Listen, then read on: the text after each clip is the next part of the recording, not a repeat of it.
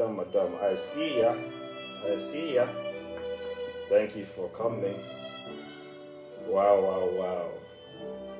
Doctor, you know who you are.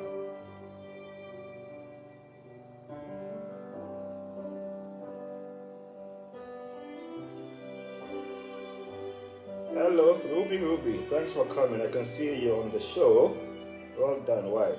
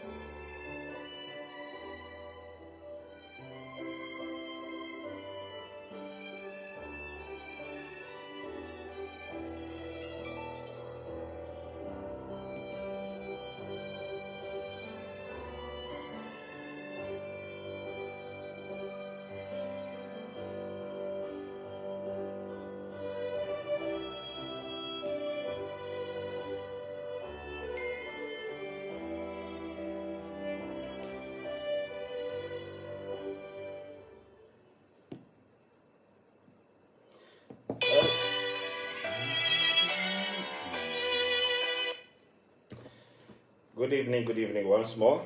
It's another day, another evening with the Mental Catalyst. I hope your day and your week has been brilliant and splendid. Last week was session 13, titled The Chess Match. And the main lesson there was, how I went about securing the distributorship for Diebold against all odds, where I didn't have a registered company, I didn't have an office, I didn't have the financials, I didn't have the track record. But by sheer faith and belief, and I was not going to allow myself to be denied that opportunity. I was able to get that. So the key lessons from that is, if you want something so bad, you have to give it your all. You have to go all the way. You have to pull all strings that you can pull, and if it's meant to be, it shall surely be. Raymond, I see ya. Edward, I see ya. Wow, I see Lillian as well. I see Pearl. Oh my goodness. Yes, so if you want something so bad, you have to pull all the strings. You have to go all the way. And if it doesn't happen, you don't really feel bad about it because you know you gave your best. But when you don't, you're always going to look back and say, oh, did I do as much as I was supposed to have done? And you don't want to have such regrets. So today's title is Showtime. And today's is very special to me because it was part of the beginning of fintech in Ghana. So we have what I'll call the fintech wars, 2005, 2006, when the key players, were fighting for their own place or a slice of the pie, and based on that, today we have a lot of fintechs in town and doing good things. But it's very important that the starting, the foundation, the story is told. So this is just my attempt of, putting a bit of it out there. So today's is titled Showtime. So I managed to secure the Diebold distributorship. I got Thales, I got all the card, the card machine, the pin millers and all of those things. The next thing was obviously to set up shop, right? So the company we registered by then. We got the office in Roman Ridge, close to the Indian High Commission. The guy wanted 2 years advance rent. He won't budge. A month was $5,000, so I paid 2 years. That's $120,000. If you ask me today, I won't pay even more than $2,000 for any office space if I'm a startup. Those lessons will be shared later. So that's $120,000. The next big thing that I had to do was to secure the EFT switch. I got introduced to a company in India who were the implementers for FIS, one of the key implementers, HMA Global. The principal, the MD, is a guy called Krish, really, really nice guy. And we're still very good friends till today. I remember when I reached out to him and I told him, look, I need EFT switch implemented for me. We talked about it. It was over the phone. I didn't know what he looked like. I had never seen him before. I asked him how much it was going to cost. He sent me an invoice. He said it was going to cost $150,000. I said, okay, no problem. Then I heard about a company in Kenya called PayNet. And PayNet, you know how Kenya is always a little bit ahead of the times, right?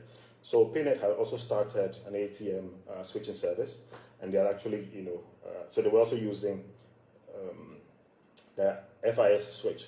So I got a contact in there, Ron Webb, flew into Kenya, met him. He showed me around. Gave me some tidbits as to how the thing works, the kind of strategies I have to use and things like that. At one point, I considered them switching for us, but I also realized that it could be best if we had our own in-house switching capabilities in Ghana. So I didn't go with that option. But Ron was really, really nice to actually give me, the insight. So when you're trying to do something, try and do some research. Go talk to people who are doing, what you want to do, so you can learn from them, because those lessons become very, very valuable as time goes by. So, I was back in Accra. We had 3 big buildings on the plot where the office was. The back was the warehouse. One wing was management. Then the other wing was IT, where the data center was sending the IT people. Okay. I sent $150,000 to HMA. I didn't visit India. I didn't know where their office was. I didn't know anybody who knew them. There's been a mere conversation with Krish over the phone. When he received the money, he called me back and said, "Who are you? You must be very crazy. I've never dealt with anybody who, just by a phone conversation, agrees to a deal, signs a document, and just wires money." I said, "Well, that's faith. I'm led by faith." Okay? So I'm not saying go and do that, because obviously you can do that and somebody will run away with your money. So do what works for you. So now we have to set up, the data center. We got the, what do you call it? The boxes. So it was a Solaris box from Sun. Okay. We got all the routers, the cabling was done, the power bank was set up. All of those things were done. The HSM were in place, and everything normally you're supposed to have double, okay? Like, sometimes double, or sometimes 3 of them. So you have production, you have development, and you have testing, okay? So we did all of that.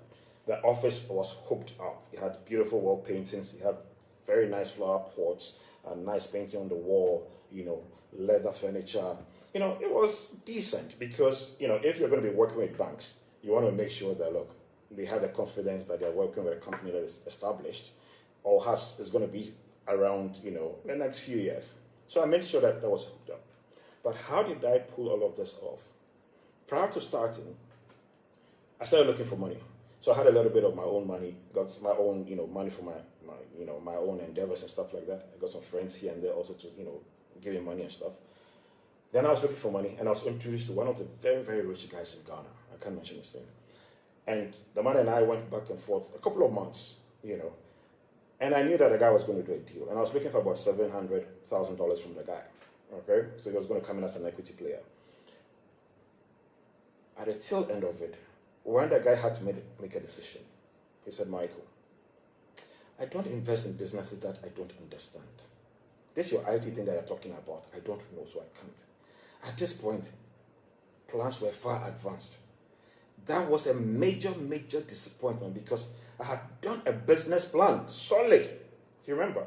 My other endeavors, I just had little numbers here and there. It was not like a proper business plan. But this time, I did a solid business plan, and I knew how much I needed. So that one fell through. I came in, I met another guy who is a solid big guy in town now. He owns and works with one of the big investment banks. I spoke to him.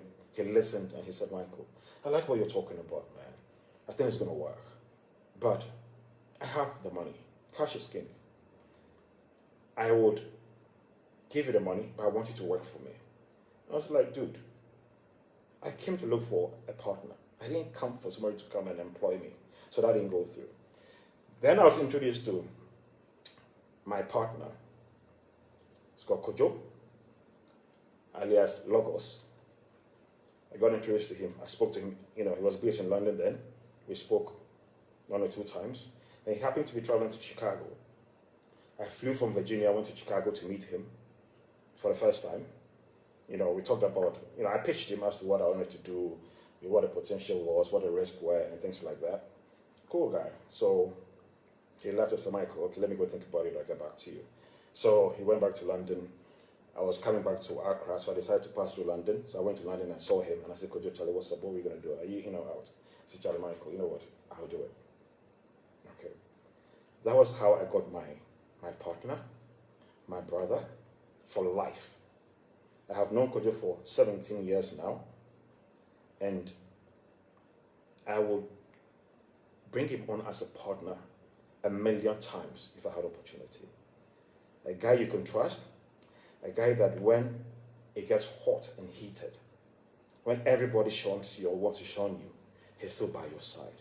When the people closest to him are giving him reasons and saying things to him to break our front, he still holds strong. That is the kind of partner I have.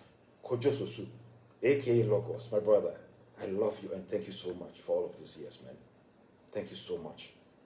I know where we wanted to be, we are far from it, but it's not over. So that's how I got started, okay?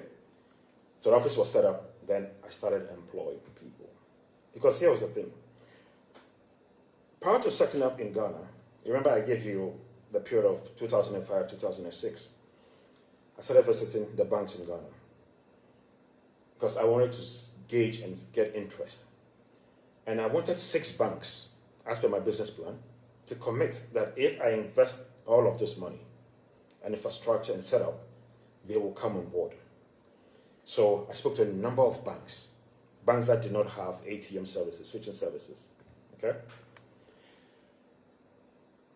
I got 6 banks, local banks, giving me letters of expression of interest that, Michael, on your letterhead, that if you set up, we would join your network.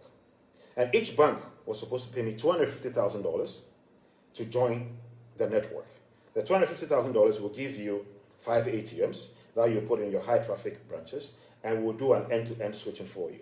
And the business model was an outsourced model, whereby our revenue model also was they're going to pay a flat fee on a monthly basis. Roughly it was about $5,000 at a time, okay? Because the banks didn't have anything. So you wanted to make sure that, look, it was not cost prohibitive. It was not too expensive for them. At the same time, you could also work with it, okay?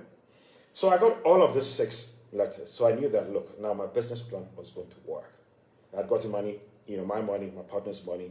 We got a property somewhere to secure a credit line as well. Then the next thing was to bring in machines, okay? I brought in 2 40-foot containers of ATMs, supposedly for my 6 banks, okay? We put the ATMs in the warehouse. So if you look at, I think, session 12, you'll see that I was standing by an ATM, and then the other picture, you see the ATMs in the warehouse. So we packed up, we packed the ATMs in the warehouse, and if you enter, you can just see them because they were the only items really there. The very first line, I made sure that all the, the cover, the boxes were removed, so I could see the ATMs. The other thing that I realized I needed was I needed a solid board, corporate governance. In my prior endeavors, it was a one-man show. But this time, coming to set up a business whereby you get banks that have customers that are going to use a critical service like ATM services, I needed to be well established. And also, remember that I talked about your network and the people around you. You want to make sure that you have solid people around you to help you. So I started asking around, who are the movers and shakers in town? Who are the sharpest guys in town? Who are the best bankers? Who are the guys who have the best network? I got a list of about 10 people. Then I started going through them. I zoomed in on Dr. Kwamina Kwanzaa. I call him KQ, my godfather. I love him to bits. Dr. Kwamina Kwanzaa was the first black Kenyan MD of Barclays Bank in Ghana. an international, well-traveled, solid banker. He's done it. He's been there. At one point, he was the Bankers Association, your top dog. Okay, solid guy. Speaks French with finesse and swag. And I got him. I remember meeting him at British Council over lunch. I was eating yam. I like yam and cocoyam. Don't tease me. I like yam and cocoyam. You see, forces, they don't want this thing to happen. They don't want me to share their story so we all can learn and, succeed in life. Anyway, internet connection, I don't know what happened, and obviously I don't have control of that, so pardon me. So, I got Dr. Kwanzaa on board. The next one was John Oka of the EcoBank fame, okay? Key guy in, founding EcoBank in Ghana, ultimately became the group CEO of EcoBank Group, okay? So, I got him on board as vice chairman. Then obviously when you're doing corporate governance, you want a good lawyer on there. I went for Nifafa Kunye here, who was then the Solicitor General to the Central Bank. I got him on board. His son, Elikem, a very good friend of mine, one of the most powerful, smartest lawyers you can find around here. So Elikem also a friend as well, but his father also sat on the board. Then I got my father, okay? I got my father also on board. Had obviously done a lot of things locally in Ghana, and amongst all of them, he's a person that, obviously could tell me things that probably others could not tell me because he's my father, so I got on board. And I knew that whatever advice you give me the best advice as well. So my father was on board. Then my partner and then myself. And our lawyer was another solid lady, Justina, on the board as well. So from the lessons that I've mentioned in the past, it's all about your network. It's about the people you surround yourself with and stuff like that. But I realized that I've been progressing, okay, from what I did in Ghana Marts, I did with my Wokingham, I did with, Vivi, I did with Mac Media and all of that. But this time, the play was different. This was my biggest act, okay? So, I got those people. Not only did I get a solid board in place, a board that anywhere we went to, or anywhere our letterhead went to, when they saw the board, they knew this was a serious business. I was not determined, failure was not an option. So I was not going to leave anything to chance, okay? So we got the ATMs, we got the switches, we got everything in there. We got an office. I got solid, nice, quality people, also in the employees. Then I also got advisors on the side. So Juk Bakna, solid investment bank, banker all over the world, okay? Then he was also managing the Saudi prince's money. So I had him, I had Ismail Yamsin, Unilever. Also had access to him, so from time to time I'll speak to him. So I had my corporate board itself, then I had advisors, because I was not ready to fail. So now I was ready. Everything set up. The ATMs were there, the switches were on. We tested our first ATM, tested with our test card. Everything was working brilliantly and beautifully. And I knew that, I had arrived. 3 months, no bank. 6 months, no bank. 1 year, no bank. So 12 months, no revenue. I didn't even get $1 from anybody in revenue. Yeah, these were banks that had given me a letter of what? Expression of interest. That if you set up, and at this point, I pooped in, we had raised, about close to $1 million. Okay? I had ATMs staring at me in the warehouse, and there are days when I can go in there, just look at the things. I'm like, you little monsters, won't you move?